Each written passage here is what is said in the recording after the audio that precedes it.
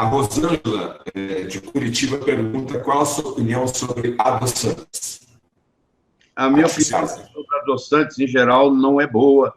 Eu acho que a maioria dos adoçantes são piores do que o açúcar. O adoçante é uma estrutura, em geral, que não existe na natureza, com exceção, por exemplo, da estévia, que é um adoçante razoável. Até agora, pelo menos, não se mostrou nada maléfico contra ele. Eu sei que muita gente não gosta da estévia, porque ela tem um aftertaste, que a gente chama, tem um gosto amargo depois que você põe na boca, mas existe hoje a combinação dela com talmatina, que é uma outra planta africana, que é a coisa mais, a planta, é a doçura maior que tem no mundo, é a talmatina. Então, quando combina, dá muito bem. Todos os outros têm problema. Sacarina tem problema, o aspartame tem problema, a sucralose tem problema. Eu não tenho tempo aqui para discutir em profundidade tudo isso, mas se for discutir, você vai ver que entre os adoçantes em geral e o açúcar, eu acho que eu ficaria com açúcar. E o açúcar, ele vem de várias formas.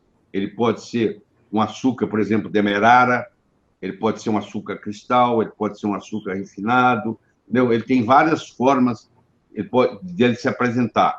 E quanto menos industrializado ele for, mais nutriente ele é. Açúcar mascavo também é bom? Eu ia pular essa pergunta, mas já que você perguntou, eu tenho que te responder. Açúcar mascavo, infelizmente, no Brasil, a maioria está contaminado com fungo. Então, apesar de deveria ser, na teoria, o melhor, infelizmente, a maioria está contaminado com fungo. A mesma coisa acontece com o amendoim brasileiro. Aliás, o amendoim já não é um grande grão, tá? Ele não é uma grande coisa. Mas não é só isso, não. O modo como é armazenado o amendoim no Brasil, ele contrai um fungo.